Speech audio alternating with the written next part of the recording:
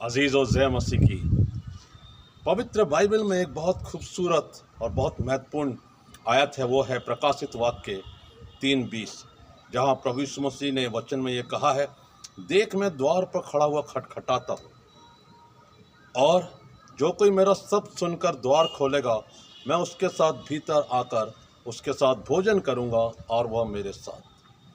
प्रियो, ये एक बहुत ही खास आयत है जिसे हम बचपन से संडे स्कूल में सीखते हैं, और इसमें जो प्रमुख तत्व है जो प्रभु यीशु मसीह के शब्दों में है, वो है कि मैं तुम्हारे साथ संगति करूंगा। खुदावंत की संगति हमें प्रतिदिन के जीवन में हर एक पल करना चाहिए। हमारे जीवन के कार्यों में, जीवन के निर्णयों में, हर एक बात में आगे कदम बढ़ाने में हमें प्रभु यीशु मसीह का साथ चाहिए, और जब हम उनका साथ पाएंगे तो हम जीवन में असफल नहीं होंगे। रुकावटें आएंगी, समस्याएं आएंगी, लेकिन हम बढ़ते जाएंगे। वचन में लिखा है, खटखटाओ तो तुम्हारे लिए द्वार खोला जाएगा।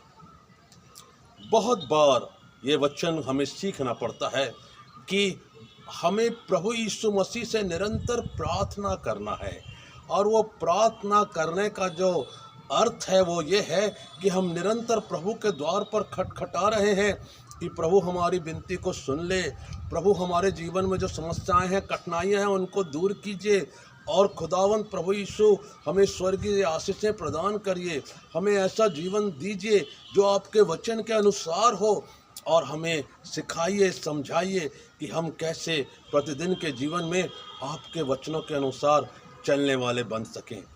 प्रियो, जब प्रभु यीशु मसीह इस बात को प्रकाशित वाक्य 3:20 में कह रहे हैं तो हमें एनकरेज कर रहे हैं। धन्य हैं वे लोग जो निरंतर प्रतिदिन के जीवन में खुदावंद यीशु मसीह के वचनों के अनुसार चलते हैं, उसकी सलीब को उठाकर चलते हैं। और प्रभु यीशु मसीह ने उनसे ये वायदा किया है कि जो लोग मेरा क्रूस उठाकर मेरे पीछे पीछे चलते हैं, वो अनंत जीवन की आशीषों को प्राप्त करेंगे।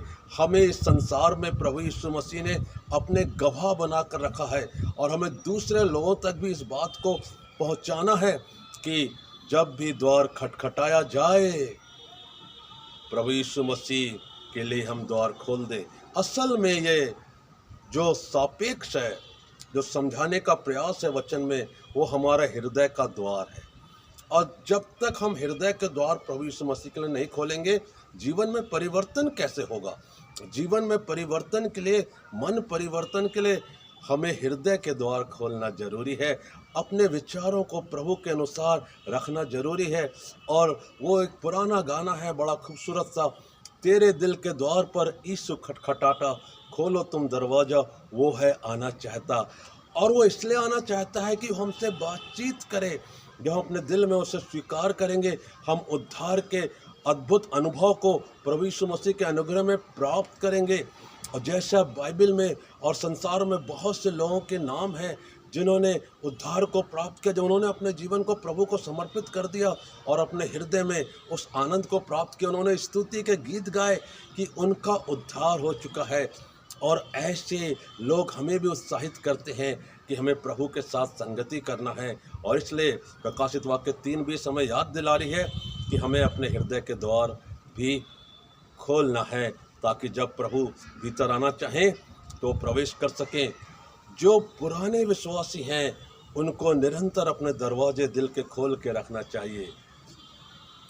और मैं एक स्थान पे गीत सुन रहा था कि दिल का दरवाज़ा है खुला हुआ, मेरे प्रभु यीशु दया करके भीतर आके प्रवेश करिए। और उस गीत में एक बहुत अच्छा आकर्षण था, एक आध्यात्मिक अनुभव थी, पुकार थी, बुलाहट थी कि प्रभु यीशु मसीह को हम स्वीकार करें।